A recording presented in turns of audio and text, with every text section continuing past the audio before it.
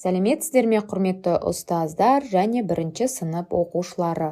Ана тілі сабағына қош келдіңіздер. Бүгін 25-ші сабақ тасымал тақырыбы. Сабағымызды бастамас бұрын балалармен сендерге мынандай бір әуенді тыңдатқым келіп отыр. Кәнекей, ол әнді тыңдай отырып, бұрын соңды естігендерің бар ма?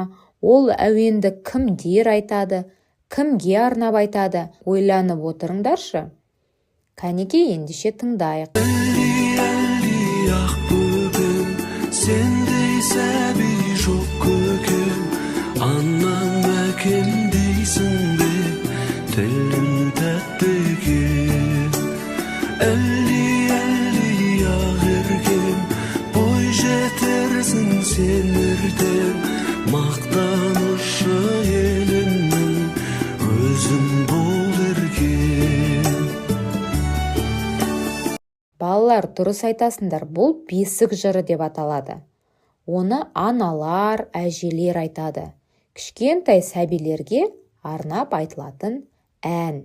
Ендеше бүгін біз сендермен бесік жырымен танысатын боламыз. Бесік жырын тыңдап көрейік. Айналайын шырағым, көлге біткен құрағым, жағамдағы құндызым, аспандағы жұлдызым, әлди балам әлди-ай, айналайын балам-ай, айналсын сенен анаң-ай. Балалар, бұл өлең не себепті бесік жыры деп аталды деп ойлайсыңдар? Дұрыс айтасыңдар, себебі анасы бесікте жатқан кішкентай сәбиі нәрестесіне арнап әндетіп айтатын әуен. Сондықтан да ол бесік жыры деп аталады екен. Өлеңде ана баласын нелерге теңеген? Тауып көріңдерші. Балам қандай дейді? Дұрыс айтасыңдар. Құндызым, жұлдызым деп еркелетеді екен. Құндыз дегеніміз, балалар, өзі кішкентай болса да өте қымбат бағалы аң екен. Сондықтан анасы баласын сен сондай қымбатсың, бағалысың деген мағынамен айтып отыр екен. Жұлдызым дейді, жұлдызды білесіңдер, жұлдыз өте алыста орналасқан, және де жарқырап тұрады. Сондықтан да анасы баласын неге теңеп отыр екен? Жұлдызға, жұлдыз сияқты жарқырап жүр деп айтып отыр екен. Жарайсыңдар балалар. Ендеше балалар, бүгінгі тасымал тақырыбы бойынша мына сөздерге назар аударайықшы. Құрақ, жұлдыз, бала сөздері жолда жазып келе жатқан кезде сыймай қалса, қалай жазамыз? Қалай ойлайсыңдар? Дұрыс айтасыңдар, біз оны бөліп жазамыз.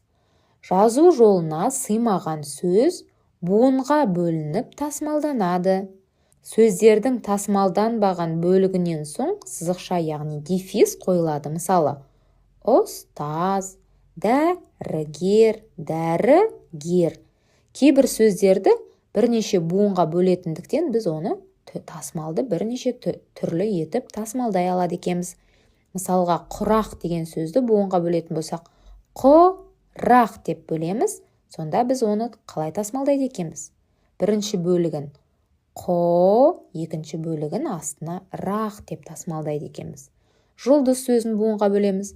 Жұлдыз екі ғана буыннан тұрады, сондықтан бұның тасымалы бір ғана түрлі болады.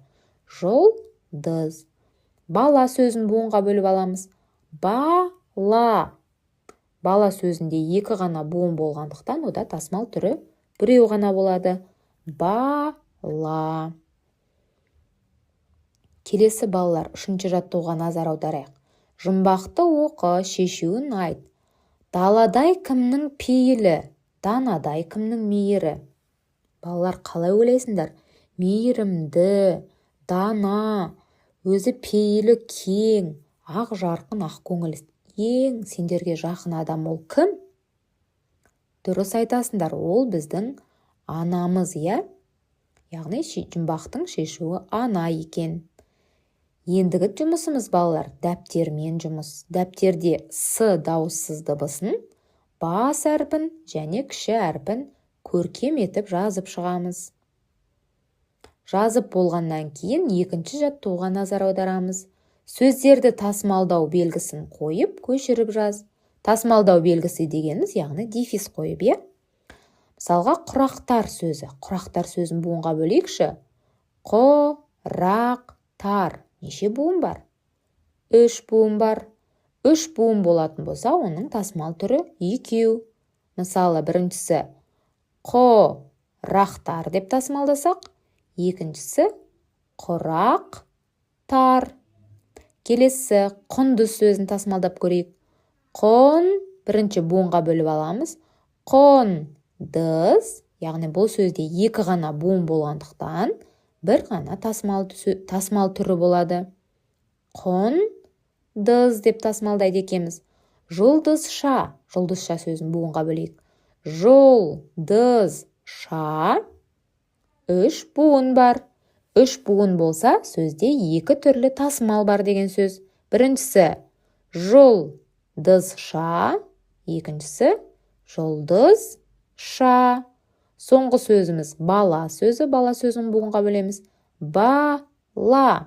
Бала сөзінде 2 буын бар, сондықтан да тасымал түрі біреу ғана болады. Бала. Балалар, келесі тапсырмаға назар аударайықшы. Суреттегі құс атауларын тасымалдап жаз дейді. Суретте қандай құстарды көріп отырсыңдар? Дұрыс айтасыңдар. Біріншісі ол бізде қарлығаш, екіншісі түйе құс деп аталады. Қарлығаш сөзін буынға бөліп көрейікші. Қарлығаш. Неше буын бар? 3 буын. 3 буын болса, тасымалдың 2 түрі болады. Біріншісі қарлығаш, екіншісі қарлығаш. Түйе құс сөзін буынға бөліп көрейік. Түйе құс. Бұл сөзде де 3 буын бар екен. Ендеше тасымал түрі 2 болады. Біріншісі түйе құс, екіншісі түйе құс. Жарайсыңдар балалар.